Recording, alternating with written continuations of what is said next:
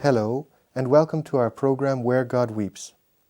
Following the fall of the Iron Curtain, the Greek Catholic Church in Ukraine has experienced an extraordinary renewal of faith. Particularly young men and women seeking religious vocations have turned to the Church, and there is an outpouring of interest in this area. The challenge for the Greek Catholic Church is how to respond with the little means available so as not to lose these religious vocations. Let's look now at the story of the Greek Catholic Church and how this church is rising to the new challenge, that of responding to the religious vocations.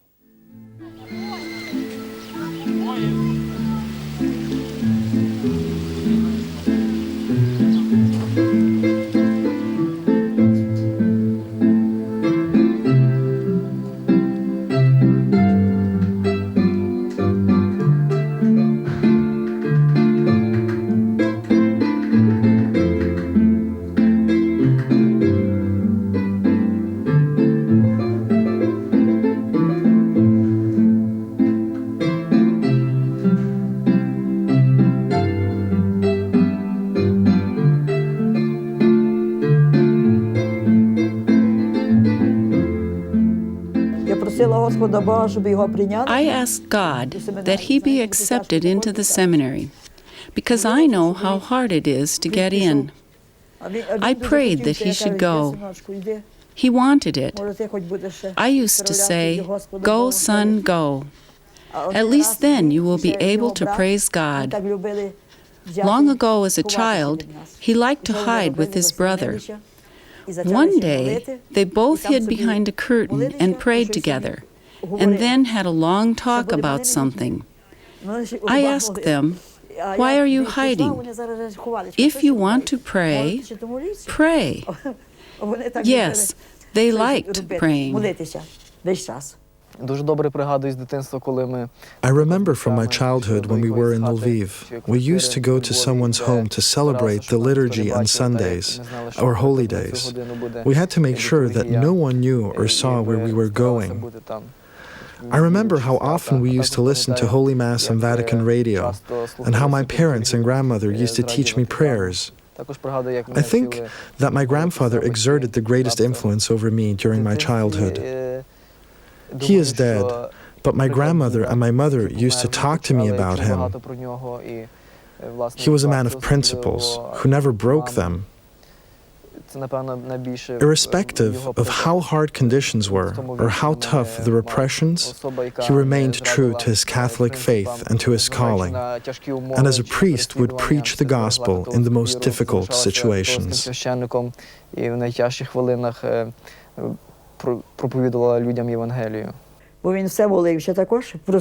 He always prayed. You prayed many times, didn't you? We went to the graveside of our martyr, Bishop Charnetsky, didn't we? That his intercession would help you get into the seminary. The years 1946 to 1949 witnessed the complete elimination of the Greek Catholic Church, until then the dominant church in Western Ukraine. In the years that immediately followed, approximately 4,000 churches were destroyed or closed, and all diocesan structures, including seminaries, were dissolved. In 1989, however, the liberation of Ukraine from communism led to a freedom of religion, and the Greek Catholic Church was once again free to serve. The immediate problem for the Church, however, was how to respond structurally to the dramatic flowering of faith.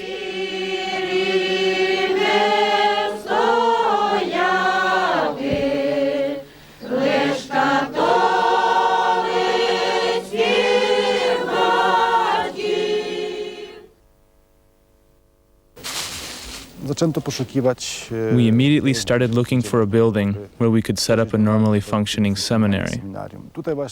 These buildings used to serve as a summer base camp for the young pioneers. We started adapting them to the needs of a seminary. Clearly, everything here was built as a communist style and only meant for the summer months. Everything was temporary. All the buildings had to be re-roofed, windows replaced, and rooms arranged. This meant collecting furniture, benches, chairs. It was hard work. all the more so as everything was difficult to get in those days. Tym bardziej, że bardzo ciężko było cokolwiek tutaj zdobyć w tym okresie.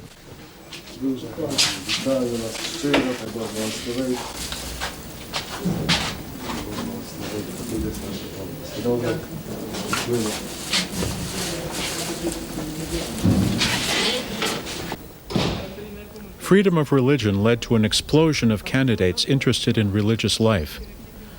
Today, the seminaries are overflowing, and the church is faced with severe logistical problems.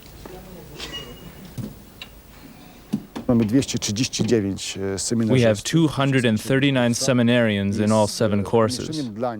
Housing them all, in terms of beds, classrooms, and dining halls, is a serious problem. We had to save additional rooms to create the extra space. Musieliśmy wygospodarować dodatkowe pomieszczenia.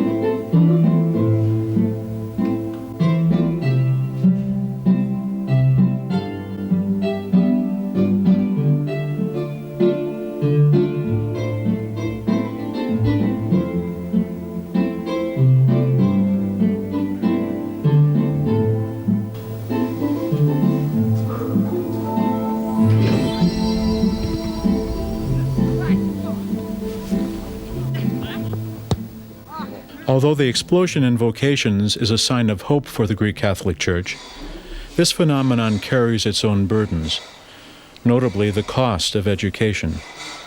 Ukraine is undergoing a severe economic crisis. The local church is already heavily burdened, and with an average salary of $20 a month, families are often unable to meet the educational costs to support the religious aspirations of their sons. Together, both struggle to find a means not to lose these vocations.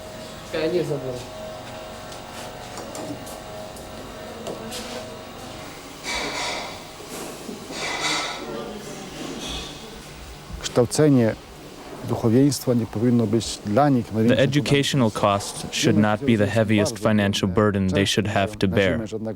We know that their families are very poor, often lacking fuel for winter, gas, electricity. Apart from the need to feed them all and to live, the students are often undernourished, prone to illnesses, which have to be treated. Yet there are no separate funds for these needs. We simply have to give from our own resources. The annual cost for one student is $1,200. To prevent financial difficulties from becoming an obstacle to discerning a vocation, the local church often looks to solidarity with the international church. In this case, to international Catholic charities like Aid to the Church in Need. Aid to the Church in Need contributes $300 towards the upkeep of one seminarian at the Lvov Seminary, and in practice our revenues end there. Dioceses should contribute, alas, not all do.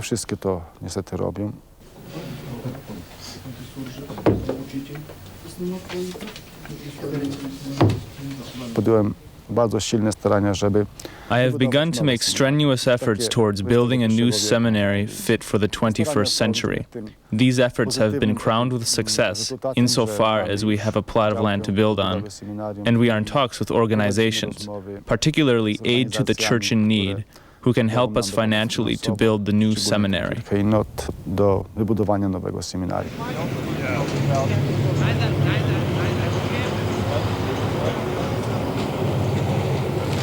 І зараз перемістилися, скажімо, ми знаходимося в тому We are now standing here. тут в тому місці, і тут We will скажімо, spread out here, на тій косі, but the church will stand at the highest point. буде розміщена церква.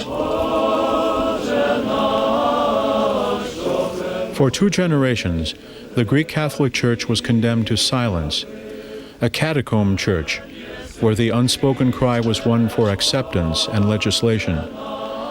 Today, the church is alive with promise, and the joyful cry from the rooftops is again for one of recognition that the Greek Catholic Church has confronted and overcome the winter of persecution.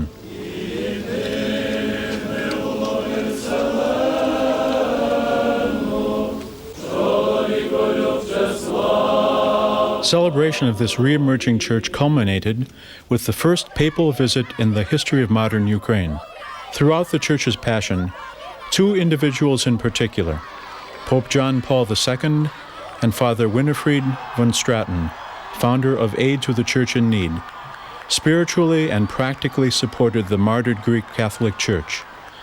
Fittingly, these 2 figures participated in a symbolic ceremony marking the church's resurrection.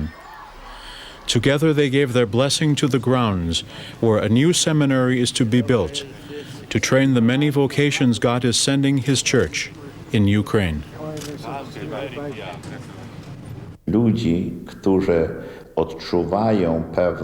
People who are in need are morally uplifted by the existence of a brother in faith, one who will help, who will sympathize and understand that need. We try not to ask for help to build, for we have other, more pressing and important plans, mainly the need to train priests, monks, catechists. Formation is our priority. It is the foundation on which we can try to build some sort of future. We must be aware of that fact, and particularly so in eastern Ukraine, where the opportunities to learn about the faith were even scarcer. There are many people looking for God and who are unable to find Him. Why? Because there is no one to tell them about God.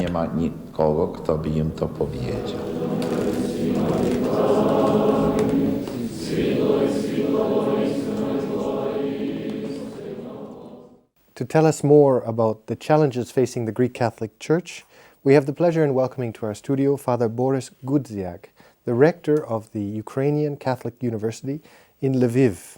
Welcome to our studio, Father, and thank you for being with us today. Thank you. It's a real pleasure. Father, the vocations in Ukraine are exploding. There's a revival of faith. To what can you attribute this revival, this new flowering of the Church? Indeed, in the 1990s, in my archdiocese, in one decade, 700 priests were ordained, whether diocesan or religious. And I think there are many factors, but there was a lot of pent-up desire to express the faith. In Soviet times, the Ukrainian Greek Catholic Church was the largest illegal church in the world, and it was also the biggest social body of opposition within the Soviet Union. And when in the late 80s, the Soviet system began to teeter, and finally it fell in 91, the church came out from that underground, inspired by the witness of the martyrs. And there was a great social interest and attraction to the leadership of the church, which had not collaborated in any way with the Soviet authorities. And there was a great desire for truth and an experience of the sacred, which has been the vocation of the church from the time of the resurrection. So this led to a great flood of people trying the religious life, monasteries, religious communities, and the seminary. And now the challenge, of course, for the Church is how to manage this growth, so to speak. What are the challenges facing you? We always have the question of both quantity and quality. And it is not easy to manage the education and formation of a large quantity of people. So in the last decade, there's been great emphasis put on the development of formational and educational institutions. And it's clear that in a globalized world, all of the issues and questions of the postmodern moment are present in Ukraine as well. So Ukraine is emerging not only out of the devastation of communism. In the 20th century, 17 million people were killed in Ukraine. But it also has to face all the challenges of today. And priests, church leaders, lay leaders need to be well educated and formed spiritually in their faith. Father, to you a little bit personally, you did your undergrad studies in Syracuse University, then you went to Rome, you are a graduate, doctorate from Harvard University. The world was your oyster after all of these studies in a certain regard. Why did you choose to go back to Ukraine just at the moment when the church, at the most difficult time for the church in a certain way, as it came out of communism? Well, my parents come from Ukraine. I was born in the U.S., but I had in my childhood the opportunity to meet a great martyr, the head of the Ukrainian Catholic Church, Cardinal Joseph Slipy. And he even came to Syracuse when I was a young boy. And in the 70s and 80s, he traveled the world and spoke to young people saying that the Soviet Union will not last forever. And a time will come when the church will need to develop educational institutions, its various ministries, which were then forbidden. And his person and his witness was crucial when I began feeling a vocation to the priesthood. I went to Rome, where he established a seminary for Ukraine. It was a seminary in exile in the 70s and 80s, and there was a small number of us that studied there. When the situation began changing, I could go to Ukraine, and in fact, in the late 80s, I met the underground church before it came out from the underground. And I had no more questions after that. This was, for me, a great honor and privilege to stand next to these confessors of the faith and to help in certain technical and educational ways to facilitate the revival of the church. Specifically in this question of the revival of the church and the understanding where the church came from, the history, you were a founder of the Institute of Church History, and it was an innovative project recording the oral history of the Ukrainian Greek Catholic Church. What was the reason to start this, and what did this bring you personally? There were two aspects. One is that I'm a church historian, and I was looking for a big question. I wrote a book on 16th century church history, the question of union between East and West, and I was looking for a major issue. And in the late 80s, having met the underground church, it was clear to me that this church, which was a phenomenon of universal significance, but which was virtually unknown, needs to be recorded. The underground church destroyed all traces of its activity so that the KGB could not follow individual members, church leaders. So there's no archive. And this catacomb church, in fact, could become a phantom in historical memory because of the lack of documentation. The only historical memory was in people's thoughts, in their minds, in their hearts and souls. So in order to record this unique legacy, both for the historical record and as a source of faith development, we began this very careful and sophisticated oral history project, which some tell us is the most developed oral history project in Central and Eastern Europe. Today we have 2,000 interviews. They're all carefully transcribed, over 60,000 pages of documentation. And we look forward to their further analysis by historians, but also movie makers, cinematographers, artists. But what witness touched you perhaps the most strongly? Well, what the underground tells us is there's no context in which you cannot live spiritually. You don't have to have certain conditions to have a spiritual life. You can do that in the gulag. It's possible in prison. It's possible to live in a committed way to Christ, to the universal church, even when the whole regime and the whole culture says that this isn't possible. For me, Cardinal Joseph Slipy was the witness that I got to know the best. He spent 18 years in the prison camps and in Siberian exile, and he never stopped believing that the kingdom will prevail over the forces of evil. He was a radiant person, a joyful person, a person, though physically in some ways broken by the various persecutions, the beatings that he endured, he nevertheless believed when there was no light at the end of the tunnel. Each of the 2,000 people that we've recorded is a legend in their own way. What is interesting that it's the mothers, often the women, not only the great church leaders, but the simple people who today can be models for us. They endured in passing on the faith in simple ways, and this is something that times of stress or times of pressure in running a university is not an easy thing to do.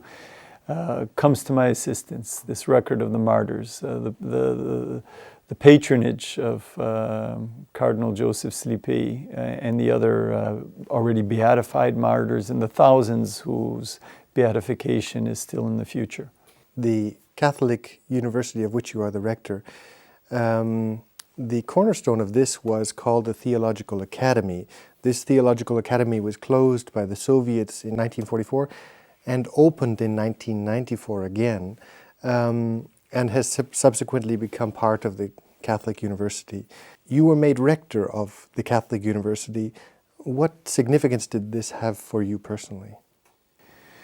Well, it's a great responsibility, but also a great joy. We have a wonderful crew of faculty from different countries in the world. There's Eastern Catholics, Roman Catholics. We also have some Orthodox members in the faculty, and we have wonderful students.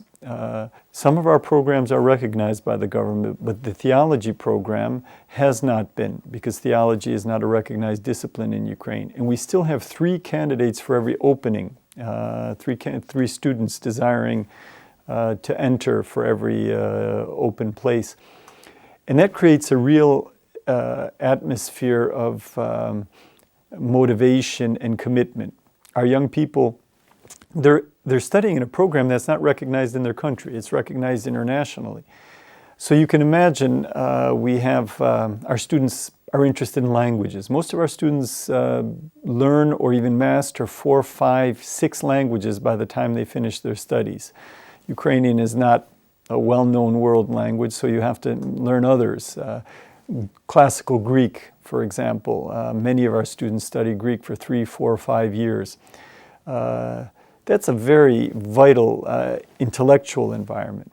We also work very closely with handicapped people. The movement of Jean Vanier, Faith and Light, and L'Arche is something that has its Ukrainian headquarters in our university. So what we're trying to do is to combine the witness of the martyrs, a devotion to the Church's tradition, the writings of the Fathers, the Scriptures, and going back to the sources in the original languages, and a real attentiveness to the poverty and social needs of our country, to create both an atmosphere and a theological school. And being part of that is something that I feel blessed by very much. What does President Yushchenko and this new government mean for the Greek Catholic Church in Ukraine? Well, in fact, we were never in the campaign as supporters of Yushchenko, and we issued written statements about the university's position. We were in support of principle of freedom, legitimate elections, democracy, the dignity of each citizen of Ukraine. When the election was falsified and it was clear that Yushchenko had won, then his person became united with the call for freedom and democracy. And we came out in support of that general picture of which Yushchenko was an icon. In fact, when the third ballot was held after the 2 falsified first ones, we took down all signs of any campaign connections or even the orange color. I stopped wearing the orange color. Nevertheless, I must say that I'm proud that Viktor Yushchenko is the president of Ukraine. I think he's a man that has been forged by great suffering.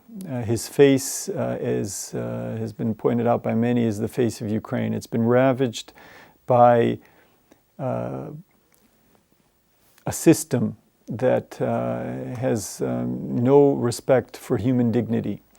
In the 1990s, we didn't have the terror of the Soviet period, but the population was just used by a narrow oligarchy that accumulated great wealth. And President Yushchenko had the courage to walk through a very thorny path during the election, one that scarred his face, but also one that called people to dignity. And he is speaking openly today about the fact that without faith, without God, we can't build a new Ukraine. Father Boris, I would like to thank you for having been with us today, for having shared your knowledge, and I'd like to wish you especially blessings for your work and for the students and the hopes that we all carry for the Ukrainian nation. I'd like to thank you as well, ladies and gentlemen, for having been with us today. If you'd like more information about the story of the Greek Catholic Church, I'd like to invite you to consider the information presented at the end of this production. And I look forward to seeing you next time on our program, Where God Weeps.